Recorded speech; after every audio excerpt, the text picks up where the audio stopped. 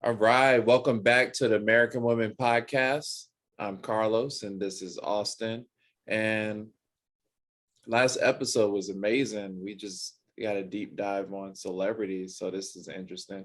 And any of the slander we say against celebrities or whatever, it isn't personal or anything, because those same celebrities are extremely wealthy and successful, and they could like roast the fuck out of us. So don't take it personal if we talk about like Pete Davidson or Kanye West and stuff like that, because they could turn around and say the same stuff about us or whatever. It's all good fun.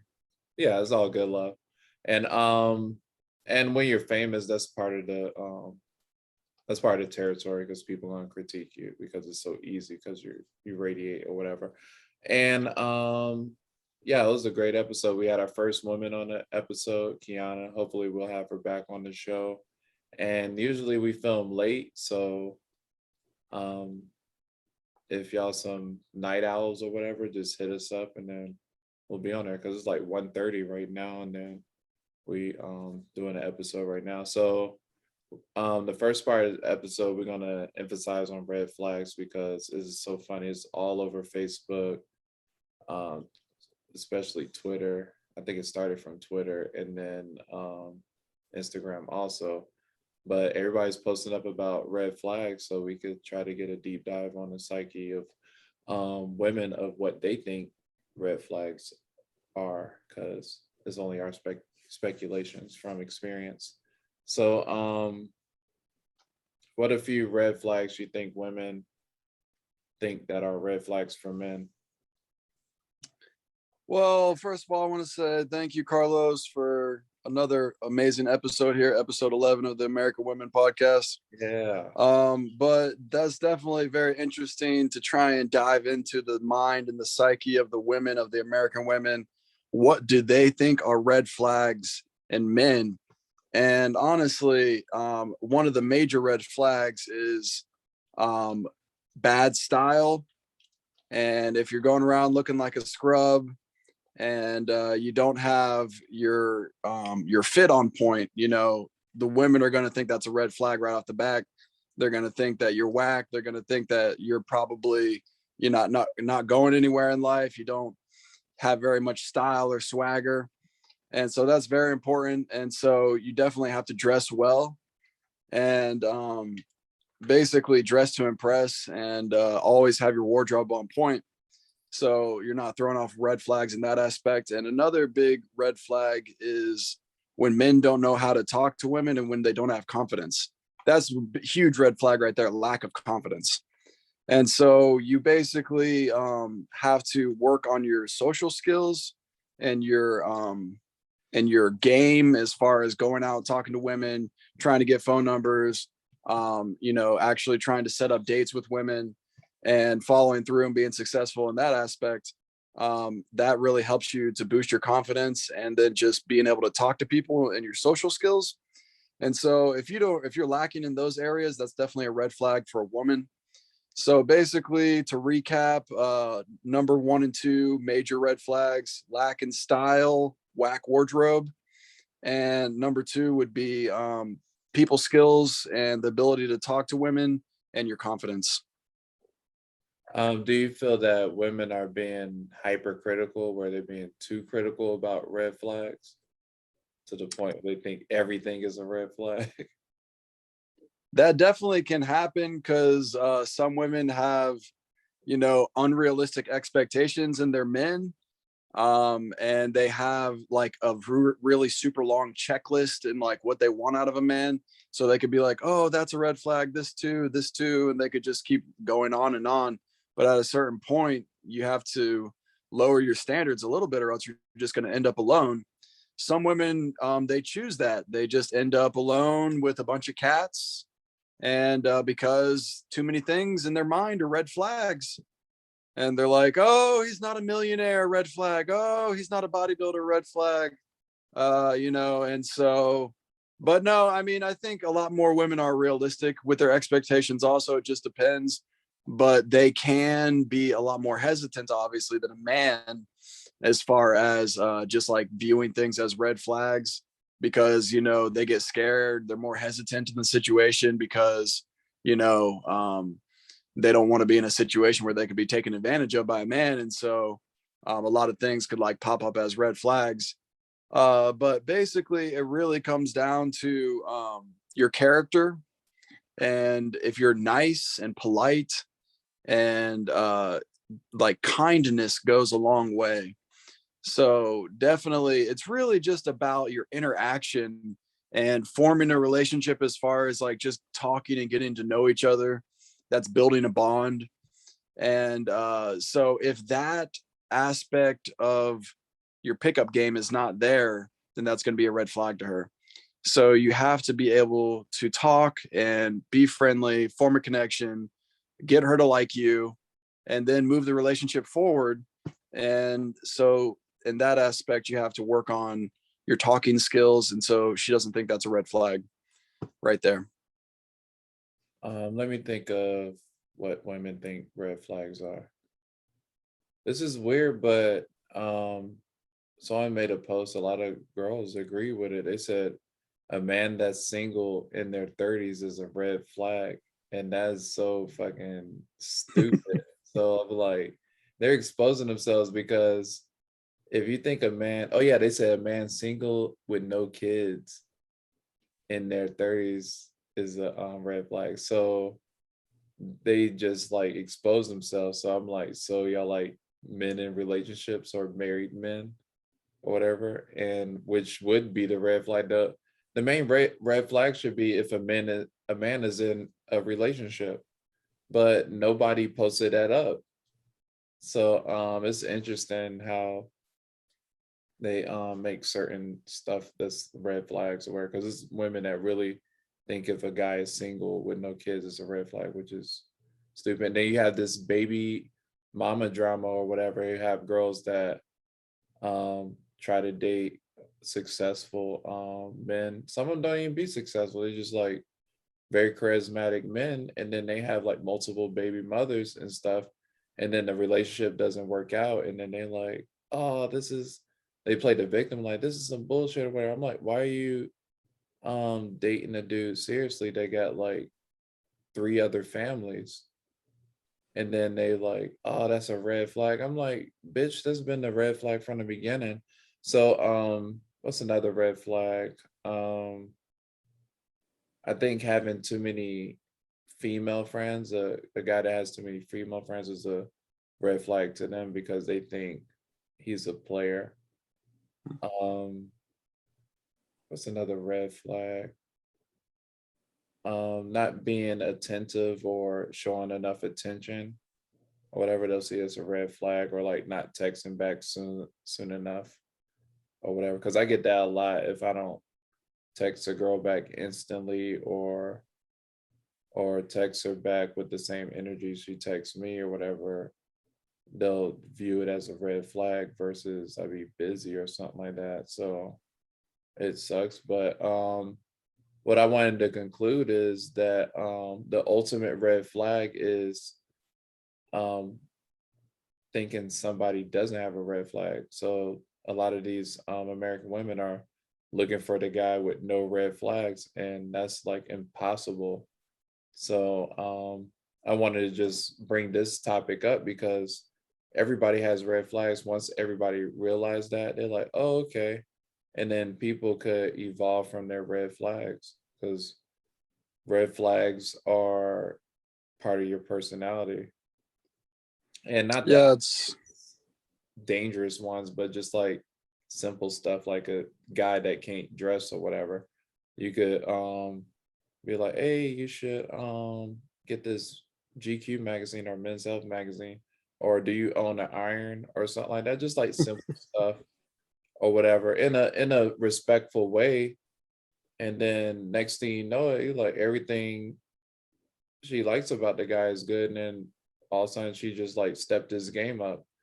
And women also need to look at themselves or whatever, because it's okay to like have your preference and set your red flags or whatever, but they also have to look at themselves and look at their own red flags. And Yeah, it's true. They are kind of looking for the unicorn as far as they're looking for the man with no red flags.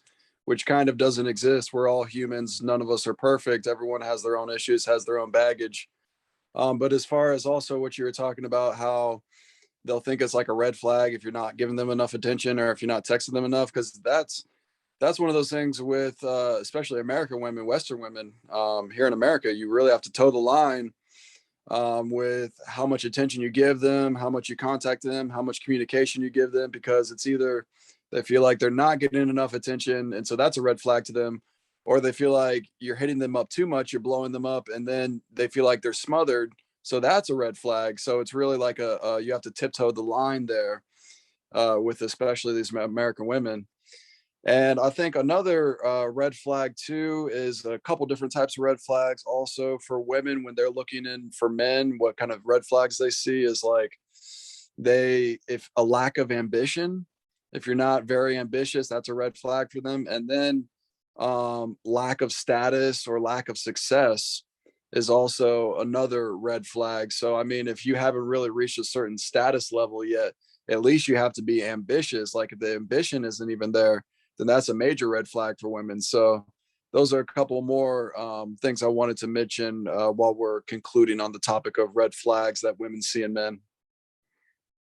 All right, that's great. So our next subject is a subject that I love. Cuffing season. It's getting cold out. It's Oh, September.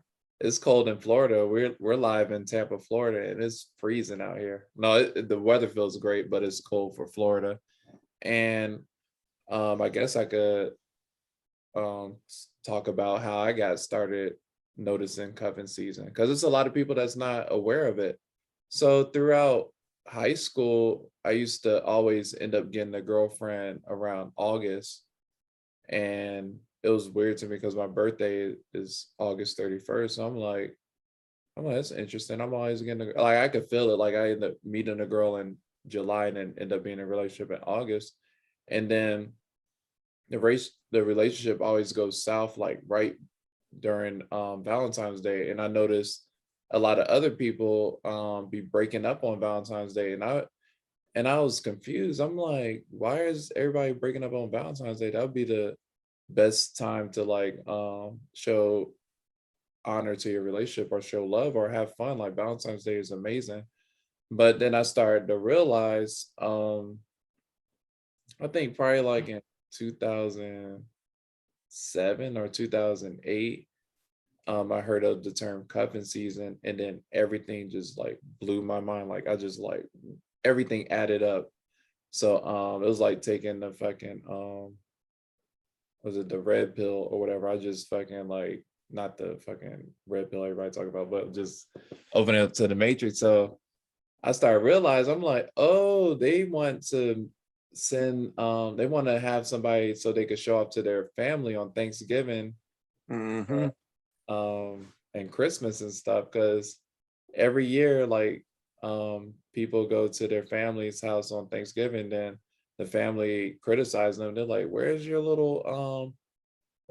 boyfriend or where's your girlfriend and stuff like that. So I think women feel pressured and stuff. And then it's weird because they're more nicer during the fall time. And that's my favorite time of the year, fall. They're more nice and not like mean and stuff versus like during the spring and summer, they just like turning down everybody. But they start getting nice, and I think they want to I think they want somebody just to be with during while it's cold outside because you feel more lonely during the winter time and stuff. So it's interesting. Like what's your experience with cuffing season? Yeah, I definitely think that's true. I first heard about this probably same as you, like back in high school, cuffing season. It's definitely a real phenomenon amongst American women, and I think it goes back to primitive times when when it got wintertime. The women would die without the man, so they needed someone to build the fire, someone to build the shelter, someone to provide the food and get the water from the creek or wherever.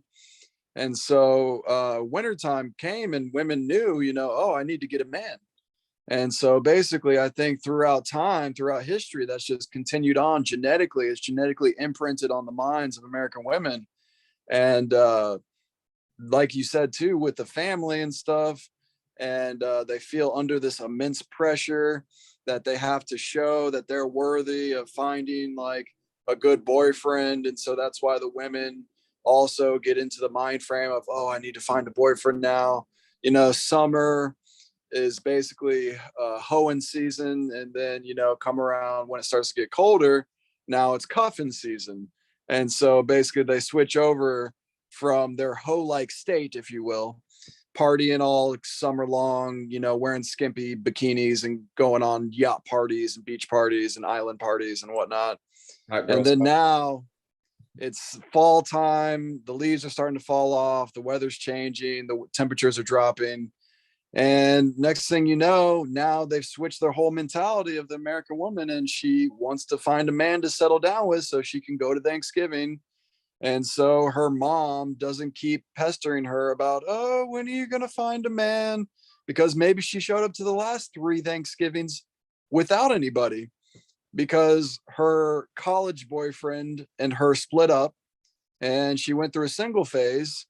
And every single Thanksgiving, every single Christmas, the mom keeps asking, oh, when are you going to find a nice boy? When are you going to find a nice husband and have some kids? When are you going to give me some grandkids? And that keeps going through her brain. She keeps thinking about it. And then before you know it, cuffing season comes along. And she's like, I'm not going to Thanksgiving alone this time. And then she ends up finding a guy, probably on Tinder or Bumble or one of these dating apps, or possibly in real life. Maybe it's at her yoga class. Maybe it's at walking in the park. She meets somebody, but it could be anywhere. But she gets into the mentality she wants to have a serious relationship, and she flips a switch in the head. That's kind of how it works with these American women. And just every year I just starting to know the pattern and stuff. So it'll be like August, it'll be the not the finals. August is the preseason, and then September would be the no September, no, October would be the playoffs, and then the finals will be Halloween. So that's where all girls just dress all Yep, that's sexy for true. Halloween. So it's like that's the That's the last Super day Bowl. where they because I love Halloween. That's the last day where they like act extra sexy and fun and stuff. And I think that's like their finals, their Super Bowl where they find a guy. Yep. And then so my question is what happens if they don't find a guy in November? Because right now it's like November 15th, 17th, November 17th. I'm trying to think what do they do until then. I guess since they have Tinder, they could look for people on social media and stuff or whatever. So we are right Dating app. smack dab in the middle of cuffing season right now, Mhm. where the women are their most vulnerable stage, because they're like, oh, Thanksgiving's only a week and a half away. I need that guy. I went on this date with this other guy. He turned out to be a loser. I need to find another one. Mhm. And so that's definitely a big part of the culture is cuffing season. It's become a staple thing that everybody knows about. So you definitely, gentlemen, take that into account. Your timelines and your time frames and your seasons. Right now, we're in the middle of cuffing season. It's going to go all the way through the new year. So take that into account with your strategy. If you're out there in the dating world and you're out there trying to mingle and meet single ladies, now's a good time. So put yourself out there. And the number one thing that's stopping you guys from meeting women out there is yourself. You got to get out there and put yourself out there. You can't stay at home. You have to put yourself in situations where you actually are talking to women. So get out of the house, go hang out with friends, go out to the bar, go out to places where people are gathering in social atmospheres, and go talk to women, because she might just want to lock you down right now. I'm just saying. And it's weird because Thanksgiving week, even Black Friday, people go out to bars and it's interesting. So and then all the people that's in couples or whatever, they just coupled up, they stay home. And then even I noticed about Christmas. Christmas has a kind of like Valentine's like theme too, especially with Christmas parties, but just like kissing under mistletoe and stuff. It's a lot of people that fall in love on Christmas. It's like Christmas has this like love energy or couple energy too and stuff. And then of course New Year's is, I say New Year's is just another Valentine's Day because with my experience, all the couples that go out, they kiss under the I mean not under the mistletoe, they kiss after the ball drop and then everybody leave and then it's like nobody in the clubs or bars, and this happened to like in 3 different states, like 6 different cities, the same thing. So it's interesting. I'm what I'm trying to get to is why doesn't cuffing season last? Why can't they just stay with the guy until then? But I think they're like faking the whole relationship. They want to go through the phase of the relationship, but they don't respect the guy because right after New Year's, you got Valentine's Day. That's only like a month and a month and 14 days after New Year's Eve. So I'm like, what happens to the point where it's Valentine's Day? Because sometimes it don't sometimes it don't happens exactly on Valentine's Day. Sometimes it'll happen before or like a week after. And then it's like they know they're getting ready for spring break. So it's like, why would you waste people time? So I want women to comment below. Are you participating in cuffing season? Are you even aware of cuffing season? And if you are you doing it just to go through the phase and then go back and have your hot girl summer? Or maybe the relationship doesn't really last or where y'all just lose um love for each other, or is it just a game to you? Because Yeah, definitely. I don't think a lot of people are aware of it. I think it's just a game. That's my opinion.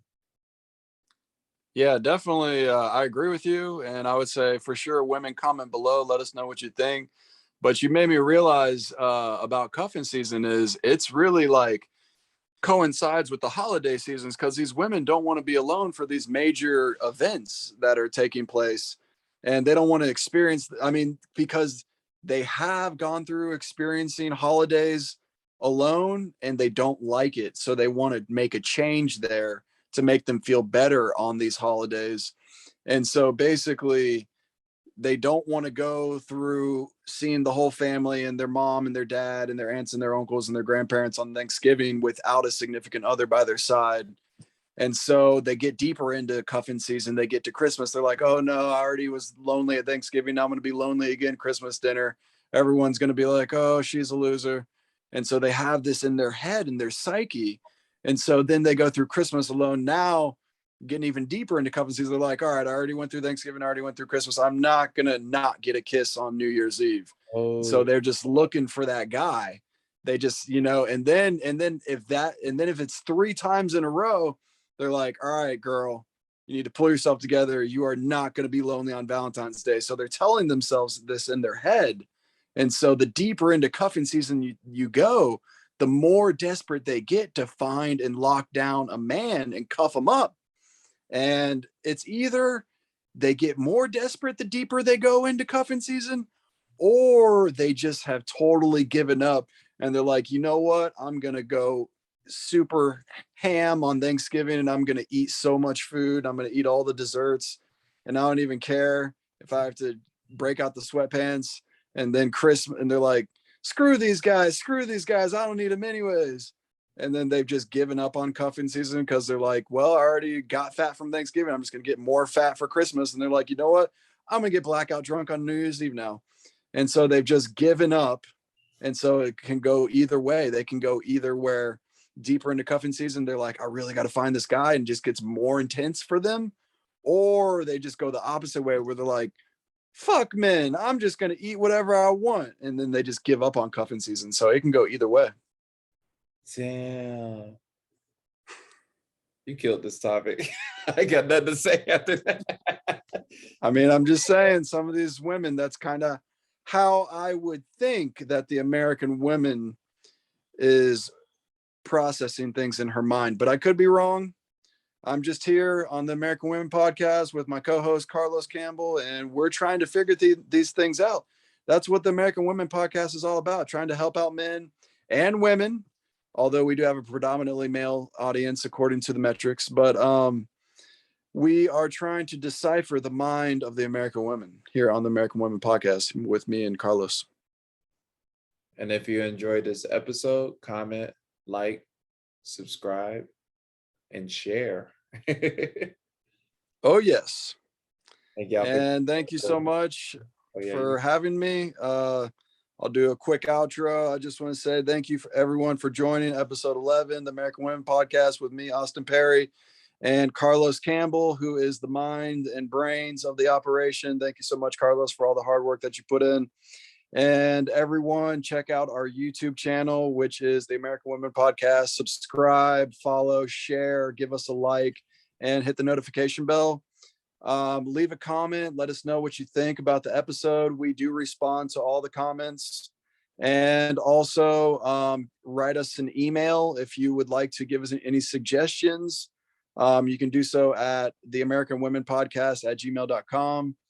And I want to plug my personal website real quick, which is austinperry.org. Check it out. You can leave a donation. You can buy merchandise there, austinperry.org.